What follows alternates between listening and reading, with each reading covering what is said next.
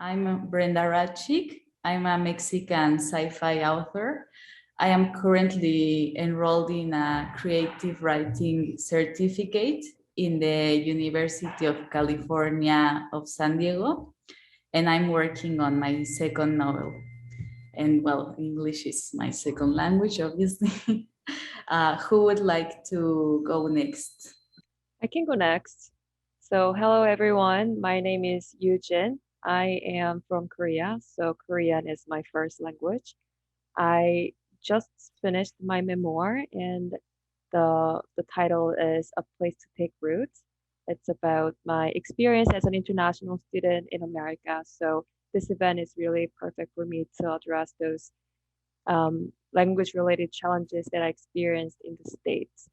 I'm very happy to be here and looking forward to having a conversation with you. Thank you very much, Yujin. NK? Hi, I'm MK Marteens. Originally, I'm from Croatia. So my first language is Croatian, which is a Slavic language. I am in my daytime a scientist. So I do have a slight advantage of actually using English every day at work.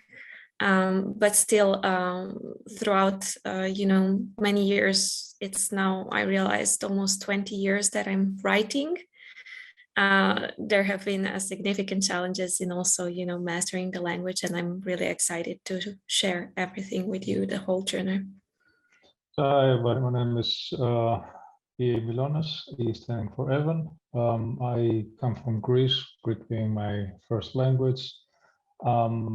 I have spent a significant amount of time living outside of Greece for about my entire adult life, including a few years in the UK.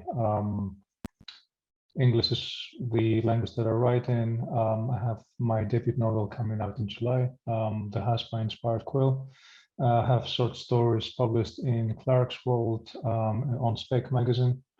And I'm very excited to be talking to you all because writing in English has always been a major source of concern on my behalf about how a non-native English speaker would be received by the Anglosphere. How would art written in English be received by an audience that is native English speakers? So very much looking forward. Thank you very much. So how would you define indie publishing? Who would like to answer that? Maybe Yujin? Yeah, I can go first. So for me, indie publishing is any publishing path other than traditional publishing. So that'll include self-publishing and hybrid publishing. And I think what's common in this two paths is that the author would have a pretty much complete control over their book, their content, and their marketing efforts. And they also retain all the rights related to copyright or sales overseas. And I personally went with hybrid publishing, but I am also cognizant that it shares a lot of overlapping characteristics with self-publishing. And Evan? So indie publishing, originally to me, indie publishing meant going through a boutique press or a very small publisher. So definitely not one of the big five. However, I feel like lately this term has been used a little bit interchangeably with self-publishing, which is very interesting because self-publishing itself has its own set of very unique challenges. I feel like indie publishing, at least in my mind, whenever somebody says indie publishing, I automatically think about my publisher, think about very small organizations, small groups of people, small groups of very dedicated individuals, lots of passion, that try to get more quality out there as opposed to quantity. So you're never going to get a kind of situation where you have 100, 200 different authors. You might get a handful of authors, you might get a handful of titles. Usually that's what indie publishing means to me. And again, this is probably up for discussion, but I do feel like self-publishing is maybe maybe it deserves its own category because you, simply speaking, don't have a team supporting you. As small as an indie publisher or boutique press is, there's still a team. With self-publishing, it's basically an army of one. And my props to the people who can do it. My props to the people who can do it successfully. I don't think I would ever be able to do it. So you definitely have my respect if you're doing this. And MK, would you like to tell us how you would define the indie publishing? So I think a lot has already been said, so I don't think it's necessary for me to go into the definition of it, but I would like to mention one, interesting aspect of indie publishing for anyone who is not a native speaker, and especially for people who are also living outside of big countries like, I don't know, UK, US, maybe even Germany, where you have very, very big markets in the same language. And that is the fact that, if you push yourself to write on English and if you master it, you can actually have a big market and approach to a huge world market, even though if you're living in a very, very small country with a very small and very limited market like myself. So for me, I don't even think that any of the, big 5 publishers would be even an option for someone who is living in such a small country and is not actually interested in, moving abroad and going there. But the indie route is something that is possible and it is approachable for you. And if you build a large enough network, whether it's like a small indie publisher or if it's a self-publishing, if you build a large enough network, it is actually possible to do it. And it is something achievable for almost anyone if you put enough effort into it today. Thank you. I agree. And so tell me, why did you choose to publish in English? So I think I partly already answered that question. So I started writing when I was 6, but I seriously started writing about the time when I was 16. And that was, before like the Instagram and YouTube and everything else that is approachable for people today. And back then, I was writing on Croatian, and Croatia is a country with, 5 million people. That's not even a village in some countries. And, I basically wrote a novel. I tried to publish it. I sent it out to all of the existing publishers, and then, that was it. And then it was like, what do I do next? Where to go from here. And I just realized that, if I'm about to be serious, if I want to be serious with this, that I really need to start thinking about, learning a second language. English was always my second language, and that I, need to first master the language and then try to write stories in English. And I did that first time. I tried to submit something like 10 or 15 years ago. And even back then, the first time when I did do it, the first reviews were usually, even when you think you mastered it, it turns out you didn't.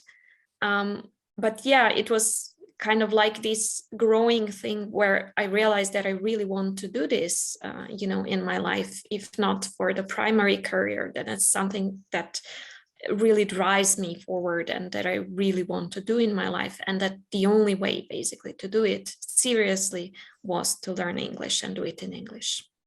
Okay, thank you. Evan? So I love jokes about the English language. Absolutely love jokes. And my favorite joke about the English language is that it's not one language, but it's 3 languages standing on each other's shoulders, wearing a trench coat and pickpocketing other languages for loose grammar. That just shows you how plastic, how malleable the language is. And as cheesy as it sounds, there was a certain point that I fell in love with the English language. I had been consuming literature in English almost my entire life, or at least since I could read in English. So picking a language to write in was a bit of a non-choice. Like I mentioned earlier, I had spent most of my adult life living abroad, including the UK. Spent a few years in Newcastle, which is debatable whether or not to speak proper English there, or whether Geordie is a language of its own. And has lived in a number of other countries as well. Currently, I live in Denmark. And despite the fact that I do speak the languages of all the countries that I've lived in, you do get to a point where people just won't speak their language with you because you're a foreigner, and your accent just makes it completely, makes it incomprehensible, makes you incomprehensible to them. So language became the go-to for most interactions. I started thinking in English at some point. All of my literature, or the literature that I was consuming, was in English. At some point, it just became obvious that that was the language that I was going to be writing in. That was one of the reasons. The other reason was quite similar to Marina, which was, basically practical considerations. Where do you go after you have exhausted your own market? Personally, I never bothered writing in Greek. So I never really had that problem. I told myself, I'm going to write in English, I'm going to get published in English. My target is the Anglosphere, and that was pretty much it. And in addition to that, there is a huge benefit of writing in English, which is that you have a ton of resources that you normally wouldn't get in your own language. You get a ton of resources about how it is like publishing in the UK, in the US, other Anglo-speaking countries. There's a ton of advice out there, and there's also a ton of great writers. There's a ton of great editors. There's just a lot of people. There's a huge ecosystem that you can interact with if you want to take the whole writing journey seriously. So at some point, it just became a non-decision. It was the language that I was always going to write in. Yeah, I never bothered either yeah. But you have a wonderful language. You do have a wonderful language, and you do have a lot of great authors in Spanish. Yeah, we do, but the publishing industry is kind of crooked, to be honest. And Eugene, why did you decide to write in English? Yeah, it's really great to hear like different perspectives, and I'm amazed how intentional this choice was. And for me, it was a no-brainer, honestly, because I live in the US currently, and I am seeing myself living here for a long term in the future. And my target audience is international students and first-generation immigrants in America. So it made sense for me to write in English. And I would say there was a benefit of writing in English because my book is a memoir, and it touches upon a lot of personal and sometimes very emotional stories. And interestingly, writing in my second language actually removed the psychological blocks when I speak my mother tongue, and it kind of like helped me to get my stories out more naturally. So I don't know if I could write as honestly as I did in English if I wrote it in Korean. So yeah, I think writing English has helped me a lot, and it was definitely like a practical choice for me. That's very interesting. Thank you. And tell me, how did the reality of indie publishing on English differ from the expectations you had when you started this process? Sorry, Evan, would you like to start? Sure. That's an interesting question, really, because it didn't. Primarily because I didn't really have many expectations going into publishing. Secondarily was because once I realized that I did want to get published in English, what I started doing was just a ton of research.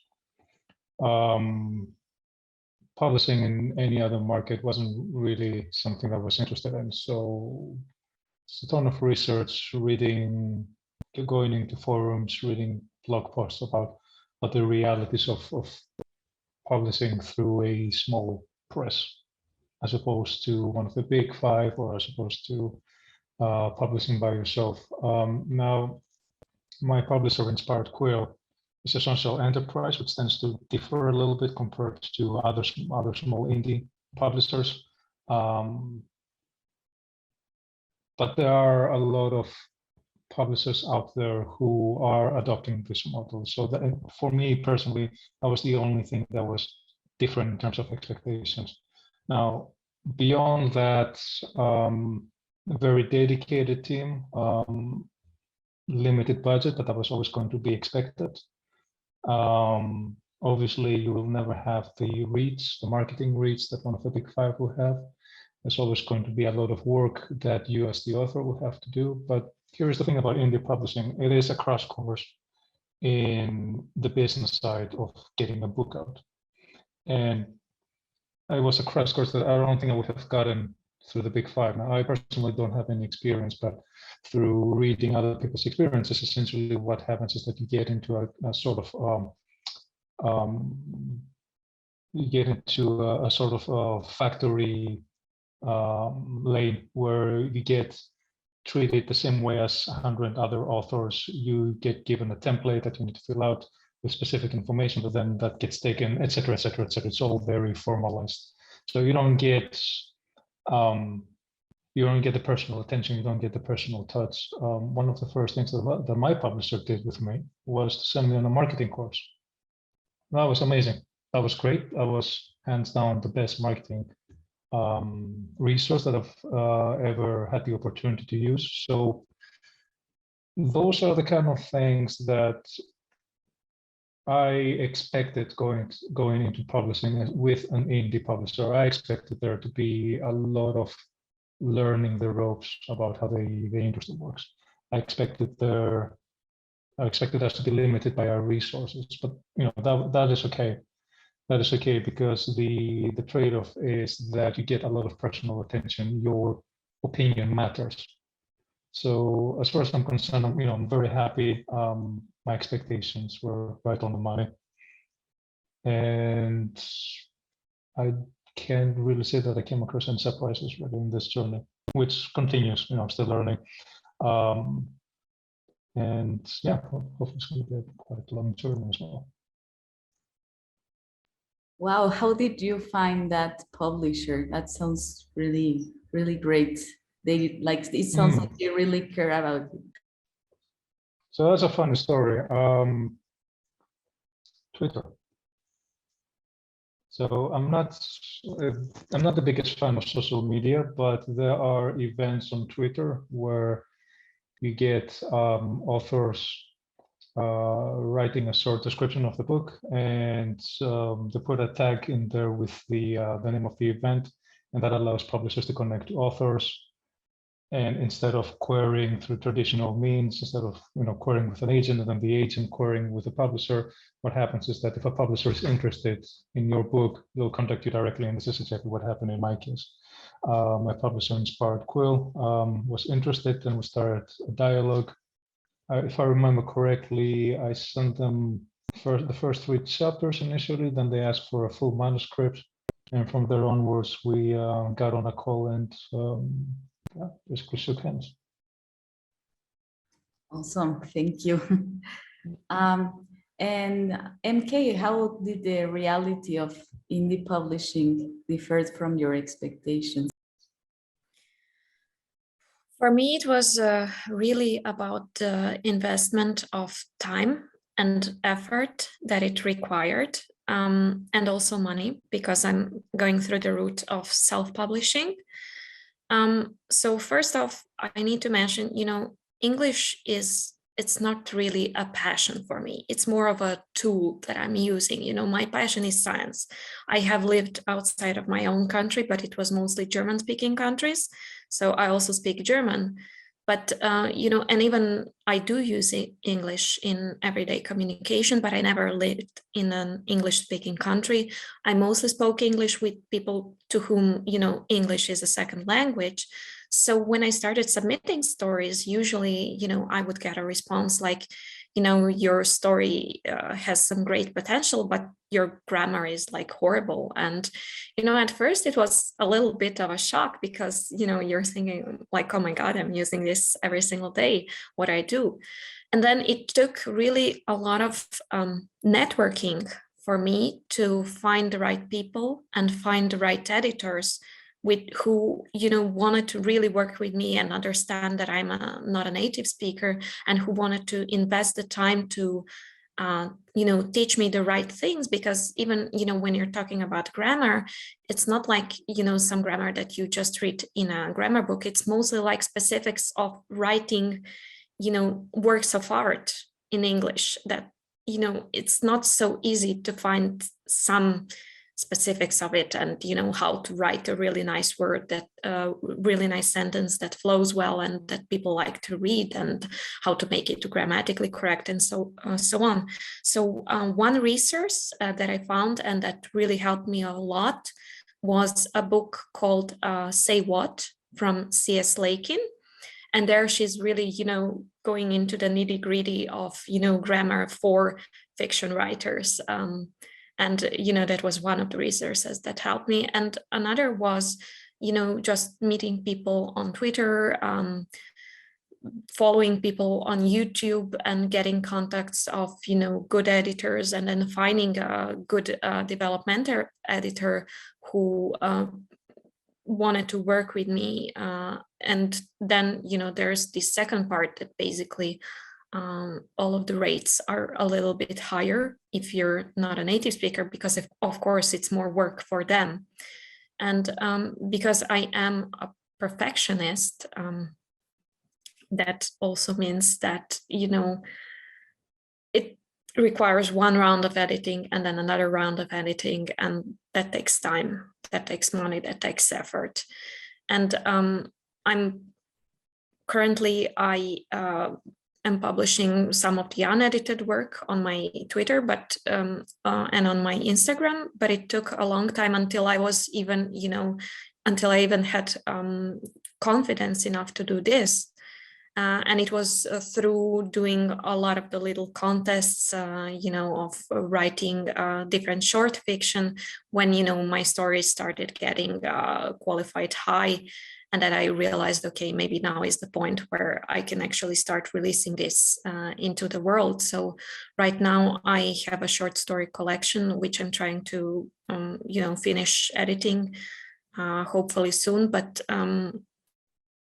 I also do realize that, it takes a longer time for me, and that is okay, because I really want to release something that will be good and high quality and enjoyable for people who are also native speakers. That sounds like a lot of work, indeed. And Yujin, please tell us. Yeah, so I have pretty similar experience as Ava, in the sense that I didn't really have like big expectations of like my process. So I knew that it's going to be a learning curve and learning experience, and it's going to take a while to get my book published. And I worked with a hybrid publisher, and what I was surprised about was that the process was actually pretty structured. So I would submit a manuscript, and there were 3 or 4 editing processes. So like, first of all, like, acquiring editor will review my manuscript, and they're gonna only look at my story structure. And second of all, someone from like development editor would look at it, and revision editor look at it, and copy editor look at it, and proofreader look at it. So there were more like structures than I thought, which was great.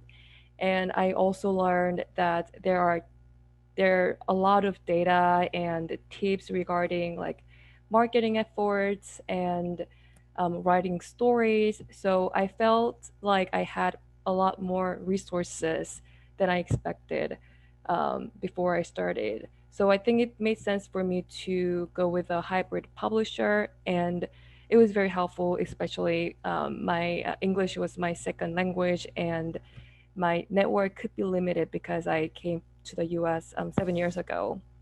So yeah, I would say like it was a lot of learning and time and efforts, and much of that was expected at the beginning. And what was a positive surprise was that the process was a bit more structured. So all I had to do was just be willing to learn and put time and efforts and get a great work published. Awesome. And what are some of the challenges you face when English is your second language, Yujin? Yeah, so definitely it's language insecurity for me. So grammar is one thing.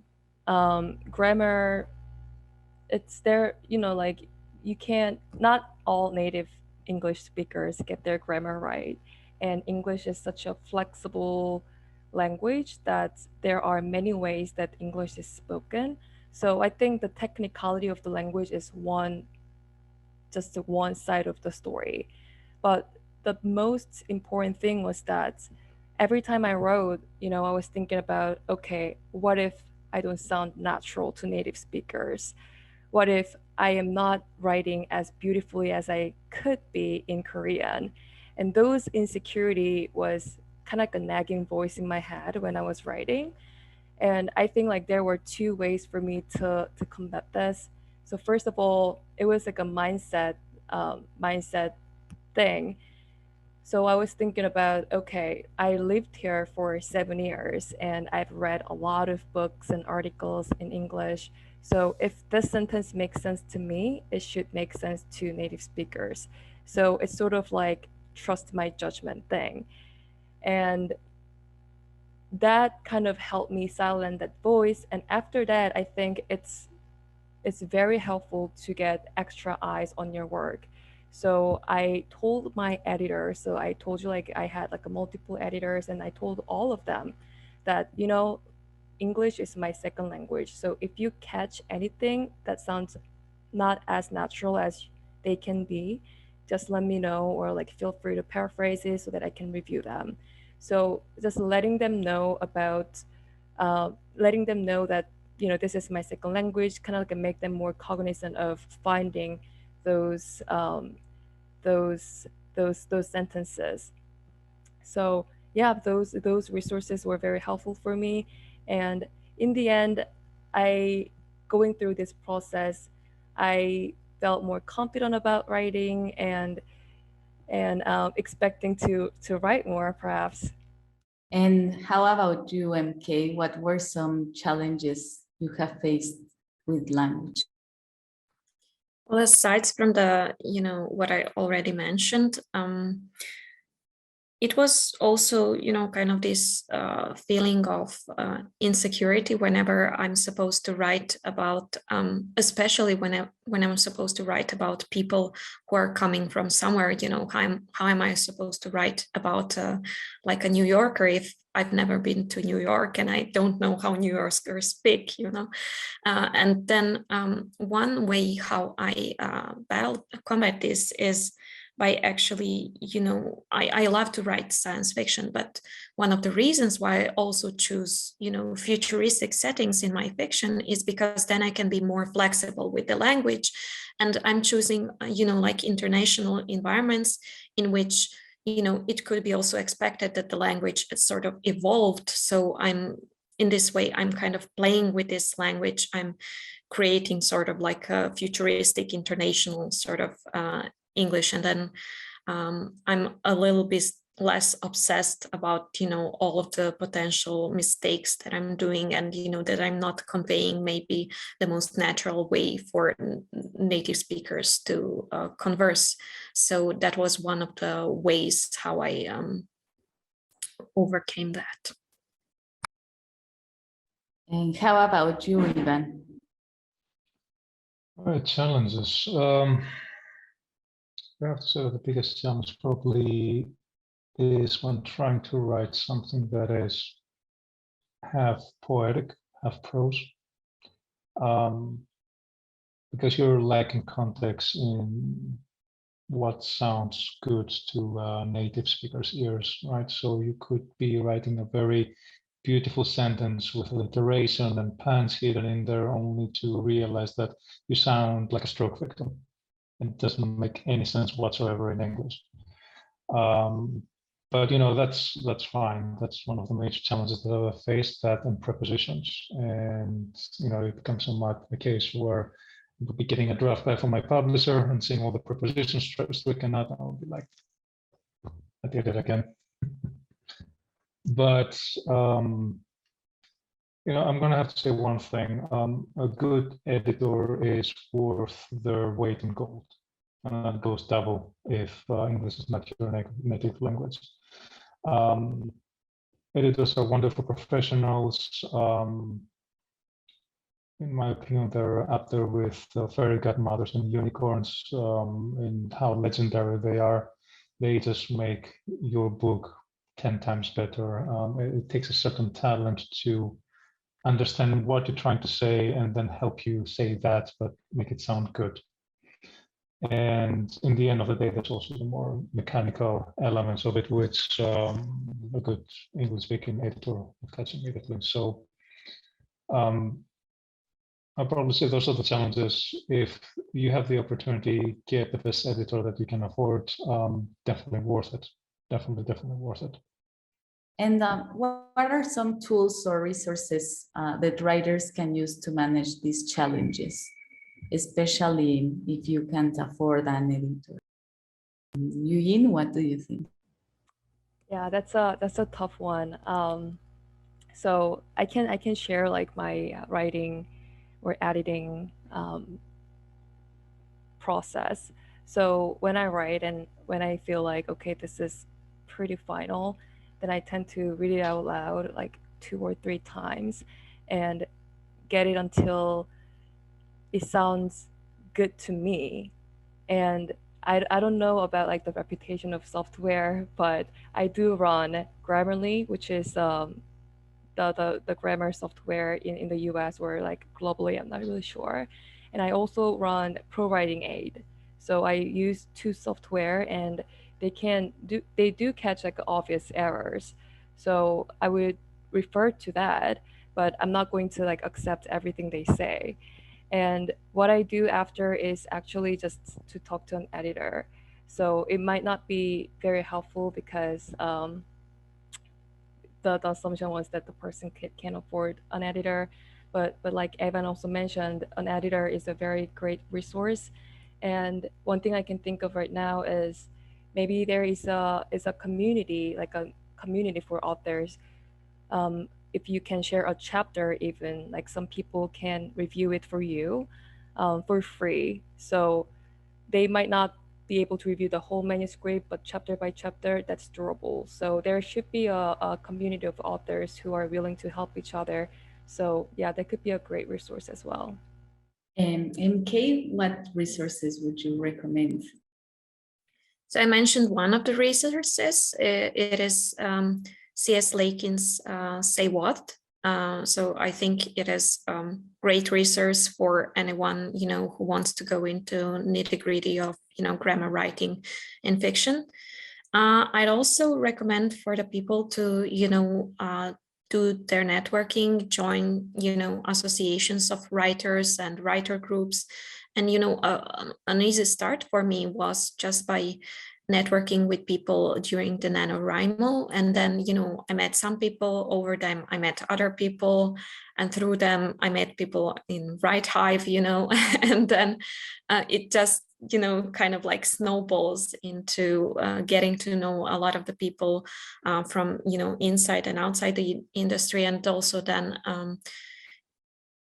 even if you can't afford a great editor and you don't have the any other way of getting it, there are also these sort of like contests to which you can apply, and then sometimes you would get a review of your work. For instance, I'm doing a lot of this. It's called NYC Midnight contests, and they give you a review of your story, every time you write it, no matter what success you have with the story, you are going to get a review of 3 reviewers back.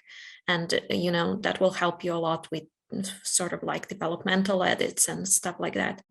But I would say that, if there is one thing you should splurge on, it's an editor. Even if it means saving, even if it means, not drinking coffee for a couple of months. This is one thing that you should save money for and that you should really try to afford. So following Yujin, there is one online community that I particularly like using. It's called Scribophile. It does have a specific group in there that is dedicated to helping native speakers with crafting their sentences and providing advice. Call Stack Exchange has something very similar as well, where you can drop in a sentence, ask people, does that make sense? How would I say this? How would I say that? Very useful resource. In addition to that, I will also have to agree that posting chapters online has 2 benefits. One of them is that if you have made any mistakes, you can be rest assured that people are going to point them out repeatedly again and again and again and again until you get it in your 100th time. And it also helps you develop a thick skin that is probably needed in this industry. Just stay away from 4chan, stay as far away from that hype of villainy as you can. Beyond that, editors, we have talked about it, and another thing is beta readers. If you can find beta readers who are native English speakers, grab a hold of them, send them chocolates, send them wine, be very good friends with them, treat them nicely, because they will guide you through a lot of the early stages and they will make your life much easier. Yeah, but also don't expect them to make your book perfect. Nobody can do that. There is no such thing as a perfect book, unfortunately. We try. Yes, I have to agree with Evan. And are there changes that could be made within the industry that make these challenges easier? I don't know who would like to answer that first. I think I'll give someone else an opportunity to first comment this. I need to think about it a little bit more, maybe. Okay.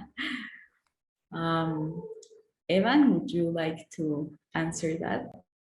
Yeah, so changes, I think would actually benefit publishers themselves if they paid a little bit more attention to non-native writers. And the reason for that is because I bet most people are aware of the theory that says that depending on what language you grew up in, what kind of environment you grew up in, you think in a different manner, right? So it's very easy to pick up a book by Nabokov or Kerouac or any of the greats that were not native English speakers and then identify the non-Englishness of the way that they're thinking. I think it would benefit publishing industry in general, just pay a little bit more attention to non-native speakers and just be a little bit more patient and manage to get something that is different. And it's not the same old that that we get on bookshelves. That would benefit them, and I think following that would benefit everybody who's out there who's wondering, can I make it in an English-speaking environment? The answer is you can. But a book is, you need a big team behind you, supporting you. Now, self-publishing, again, I have a huge amount of respect. Things do become easier when you have a few people having your back.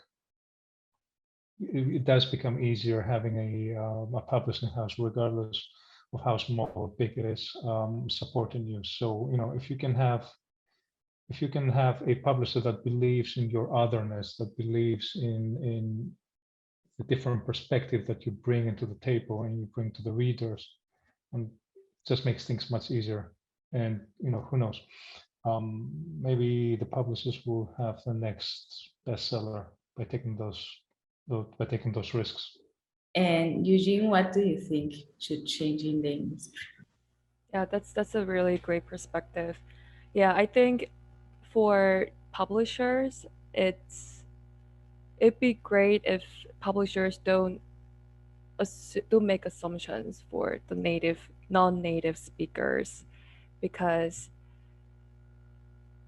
writers, I feel that like writing is, like we are using English as a means of our communication, but what's more important is our ideas and stories. But I often hear about like some authors who have accents and may not be taken as not as less seriously as other like native speakers authors. And I think it's very important to collectively recognize that you can be a great writer even though English is not your first language. And this kind of event is great because it really shows that there are other people who are trying to write in English, and that's possible. So I think on the one hand is raising more awareness around those authors who are writing in second language or third language, and really like show that it's possible to be a great writer. Yes, I really love what you said about not making assumptions. It happens way too often. And MK, have you thought about an answer? Yeah, I did. Actually, I think that maybe, they should try to adapt more to the world that is, also changing, because we live now in a very, very digital world. So I think if they would be open to the idea of, not just having writers kind of bound with the umbilical cord to the publisher, and if more of it, especially for the big publishers, would be moved into the online space, it would be also much easier for anyone who is non-native speaker. And as all of you basically said, it's not only about the language, it's also about the story that people are conveying. And there are a lot of stories by non-native speakers that haven't been told yet. Thank you. And what advice or encouragement would you give to other writers whose second language is English? Yujin.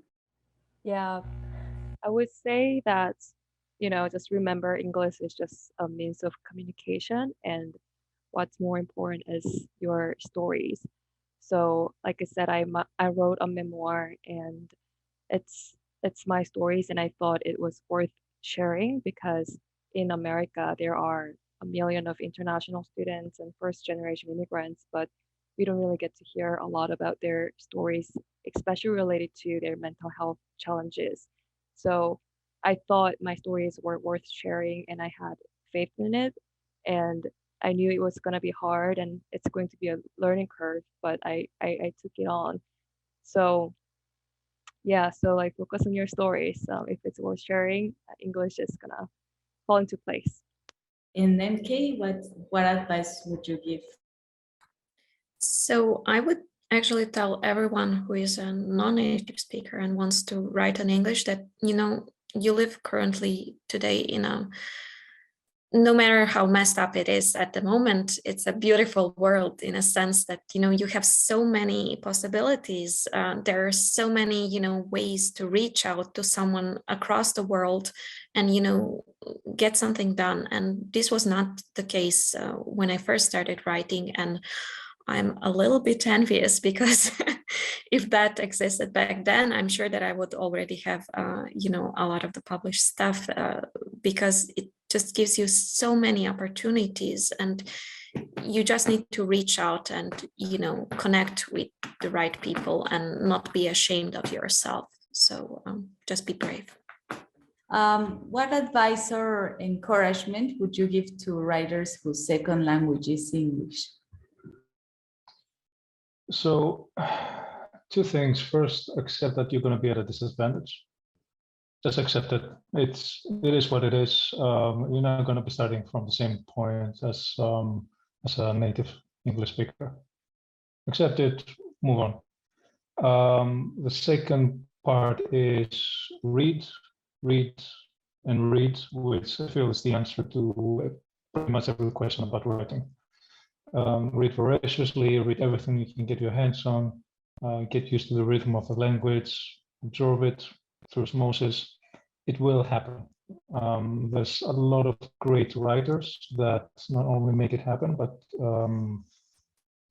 have also become classic authors of the English language, right? And could just give a long litany of writers. I mentioned a couple of them: Nabokov, Kerouac, there's Conrad, there's Dante Roy, there's Salman Rushdie, there's Chinua Achebe. There's you know, we could go all day with writers for whom English is not a first language, and they make it happen. They make it happen brilliantly.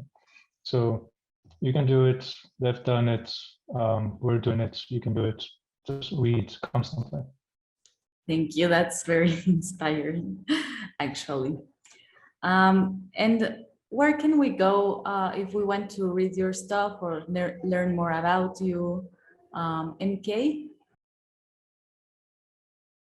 So I'm publishing my microfiction on my Instagram and on my Twitter accounts. So you can go to my Twitter and my Instagram.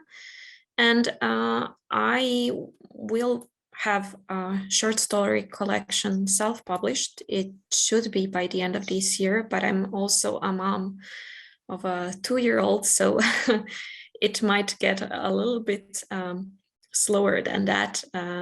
But it is going to happen, and that is for sure. So just follow me on Instagram and Twitter and stay tuned. What is your Twitter handle? I don't know it by heart. It's MK Marteens. I think it's a little dash underneath, a little dash K little dash Marteens with 2 E's. And then the Instagram one is m.k.marteens. All right, thank you. Yujin? Yeah, so my website is yujinkimauthor.com, and you'll be able to see my social media accounts for Instagram or LinkedIn. So please feel free to follow me on there. And I'm publishing my memoir in May 2022, and the title is A Place to Take Root. So you can look up on Amazon or Kobo, anywhere you buy your book. So yeah. Thank you. And Evan? So check out my website, eamylonas.com. You're going to find the links to my social media. I'm on Twitter, I'm on Instagram, I'm on Facebook. Come over if you want to read about me getting frustrated about climate change and about politics. Let's get frustrated together. Let's have a nice chat. My debut novel, The Husk, is coming out in July. This coming July by Inspired Quill. It's about a book. It's a book about how the lack of communication ruins relationships set in a dystopian future ravaged by climate change.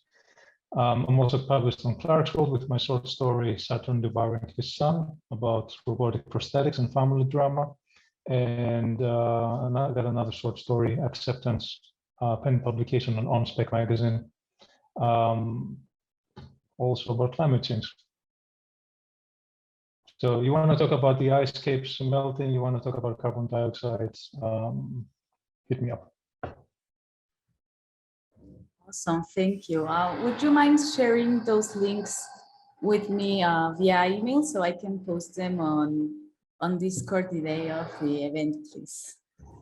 And well, that would be all. Thank you very much. I had a lot of fun. It was really inspiring. I really love meeting people who write in English as well as I when it's their second language. So, well, I'll let you know when I have the exact dates and times of the live event. I hope you can be there to answer questions while people watch our panel. And well, that would be all for now. Thank you very much. Thank you. I very much enjoyed the session. I hope I it's had a great time. Thank you very much. Best Thank you of very luck. much. Thank you, guys.